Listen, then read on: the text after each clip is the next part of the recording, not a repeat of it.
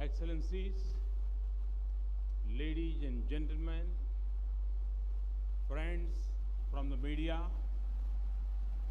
we have just concluded the 8th BRICS Summit. It has been our honor and privilege to welcome President Xi, President Zuma, President Temer, and President Putin to the beautiful state of Goa. Our discussions that spread over 3 sessions today were detailed, substantive, and productive. In the morning, we exchanged views on important global issues including terrorism, global economic scenario, and the need to reform the global governance architecture. We also utilized the opportunity to review ongoing BRICS cooperation. During the plenary session, we focused on ideas and possibilities for increasing India-BRICS cooperation.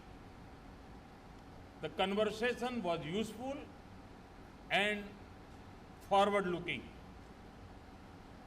And as we mark a decade of BRICS, it is particularly timely. We have just ended a session with the BRICS Business Council. We also heard from the President of the new development bank on the meaningful work that NDB has undertaken in its first year.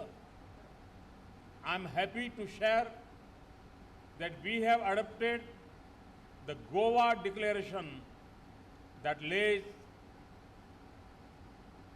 a comprehensive vision for our cooperation and coordination within BRICS and on international issues. Ladies and gentlemen, let me now turn to the issues that received high attention from the BRICS leaders during the summit. We were unanimous in recognizing the threat that terrorism, extremism, and radicalization present not just to regional and global peace, stability, and economic prosperity, but also to our society, our way of life, and humanity as a whole. We are also one in agreeing that BRICS need to work together and act decisively to combat this threat. We underscore the need for close coordination on tracking source of terrorist financing and targeting the hardware of terrorism, including weapons, supplies, ammunition, equipments, and training. We also agreed that those who nurture, shelter, support, and sponsor such forces of violence and terror are as much a threat to us as the terrorists themselves. India is happy to note that the unity of the thought and purpose on this serious global challenge, putting the global economy back on track, was another focus point of our deliberations. We recognize the positive contribution of BRICS countries to global economic growth after the 2008 financial crisis.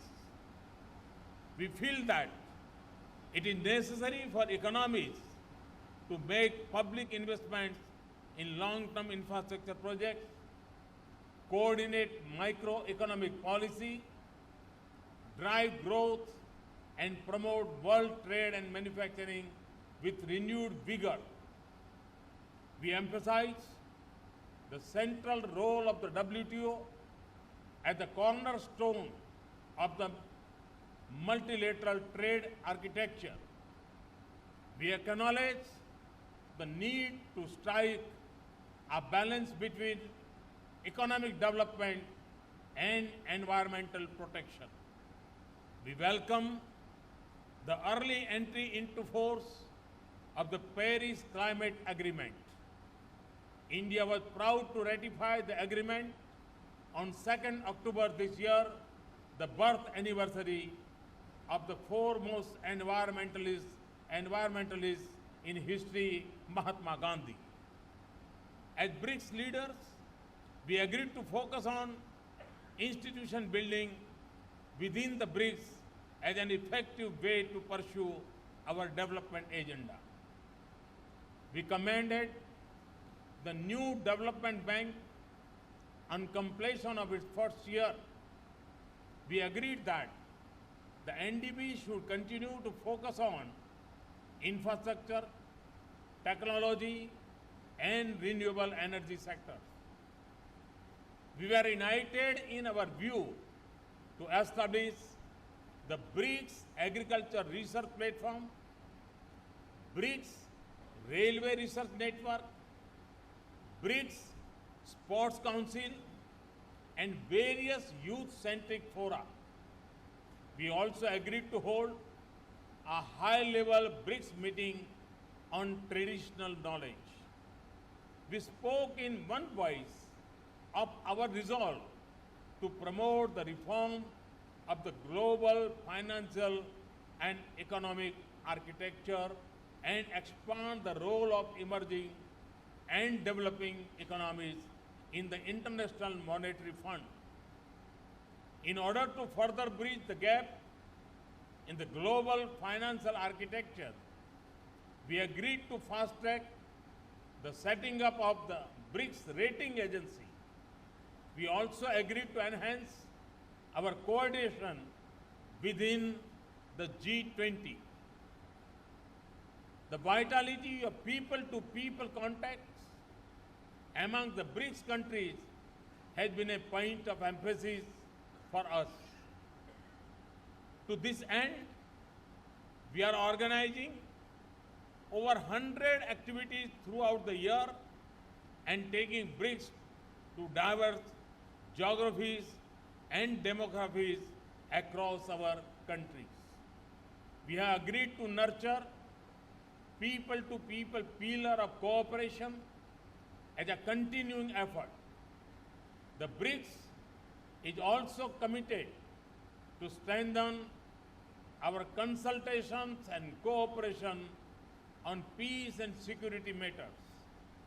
Ladies and gentlemen, a highlight of the Goa summit will be the outreach to the BIMSTEC countries. The heads of state, heads of government, and leaders from Bangladesh, Bhutan, Myanmar, Nepal, Sri Lanka, and Thailand that together with India collectively constitute the BIMSTEC are in Goa as the special guest to 8th BRICS Summit. The first BIMSTEC Outreach Summit will be held later today. This will be a unique opportunity for BRICS and BIMSTEC leaders to hold a conversation on prospects for closer partnership and coordination. As home to nearly 2/3 of humanity, BRICS and BIMSTEC together can potentially unlock immense synergies with huge benefits for all our people. In conclusion, I would like to thank my fellow leaders from the BRICS countries for their unqualified support in ensuring a successful 8th BRICS Summit. Thank you. Thank you very much.